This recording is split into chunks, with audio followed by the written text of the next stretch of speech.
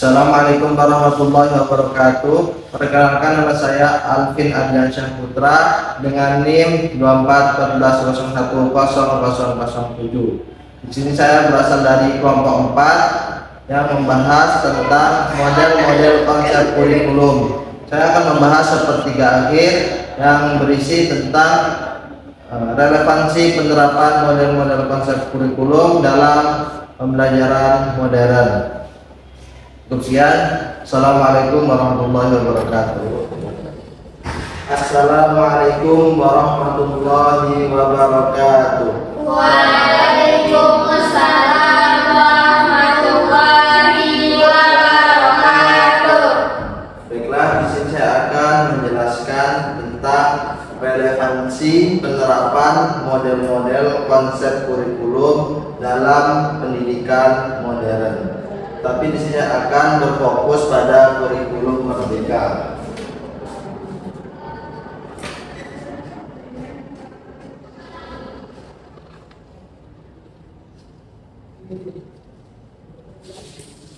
Kurikulum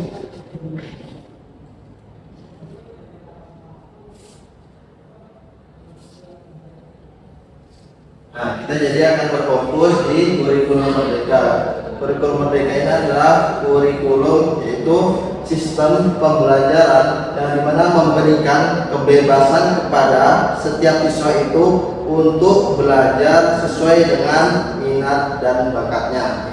Dan tujuan dari pembahasan kita pada saat ini adalah kita di sini akan melihat bagaimana model-model kurikulum yang ada ini dapat diterapkan dan dilaksanakan dalam proses pembelajaran, sehingga ketika dalam pembelajaran itu ada kekurangan-kekurangan itu dapat diperbaiki ataupun kita itu dapat mengatasinya. Dan jika ada kelebihan dalam kurikulum itu, kita dapat memaksimalkannya dengan baik. Lalu selanjutnya, bahwasanya di dalam kurikulum merdeka ini, dia tidak hanya menerapkan satu konsep pembelajaran saja, tetapi di dalamnya itu menggabungkan atau mengkombinasikan berbagai macam konsep kurikulum atau konsep model-model pembelajaran. Seperti yang dapat kita ketahui, itu ada yang namanya pembelajaran berfokus kepada atau berpusat kepada peserta didik, di mana pembelajaran berpusat kepada peserta didik ini, pembelajaran ini dia tidak hanya guru menerangkan kepada siswa, tetapi di sini siswa yang berperan aktif di dalam kelas, sehingga pembelajaran itu menjadi lebih baik dan hidup di dalam kelas tersebut. Lalu ada juga pembelajaran yang berfokus pembelajaran dengan guru itu memberikan permasalahan dan siswa itu mencari solusi dari permasalahan tersebut. Selanjutnya yaitu ada model pembelajaran yang namanya pembelajaran berbasis proyek, di mana seorang guru itu akan memberikan tugas atau sebuah tugas kepada peserta didiknya, dan peserta didiknya itu akan memberikan atau membuat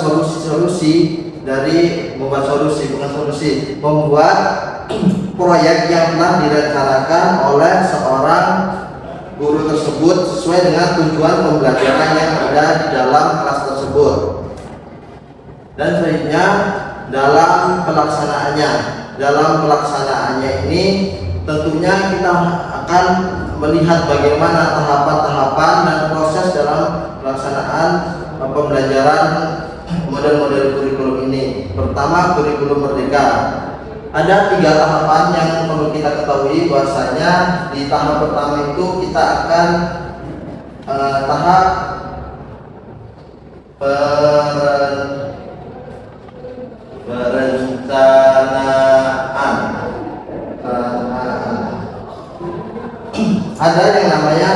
perencanaan, di mana tahap perencanaan ini adalah tahap awal, di mana guru itu menyiapkan modul ajar yang akan diberikan kepada peserta didiknya. Di situ guru itu menyiapkan dari modul ajarnya, lalu di dalam perencanaan ini juga itu ada yang namanya guru itu mempersiapkan bagaimana alur pembelajarannya.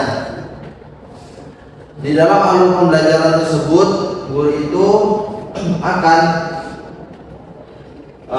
memberikan arahan bagaimana pembelajaran itu dapat berjalan dengan baik. Dan ketiga, di dalam perencanaan juga ini terdapat yang namanya capaian pembelajaran. Tentunya guru di dalamnya itu harus dapat melihat bagaimana perencanaan ini harus sesuai dengan kondisi peserta didiknya. Lalu tahap yang kedua, itu adalah tahap pelaksanaannya.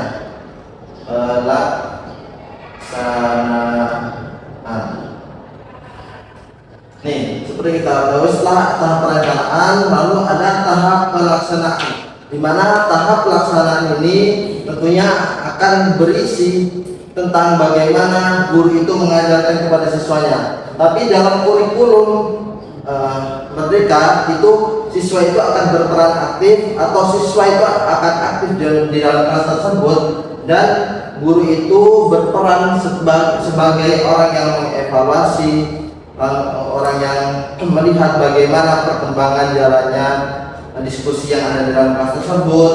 Juga guru itu akan memberikan arahan jika suatu saat dari diskusi yang dilakukan peserta didiknya itu keluar dari materi yang dibahas, dan itu tugas guru untuk membetulkan atau membalikkan pembahasan materi yang mungkin sudah keluar dari tujuan dari pembelajaran tersebut.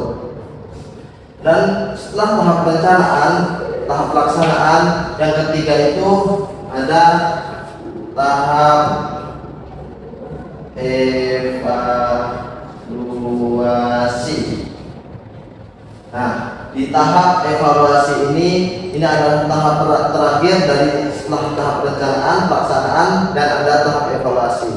Di dalam tahap evaluasi ini, guru ini bukan hanya melihat dari hasil akhirnya, tetapi juga penilaian ini akan dilihat dari awal, tengah, hingga akhir.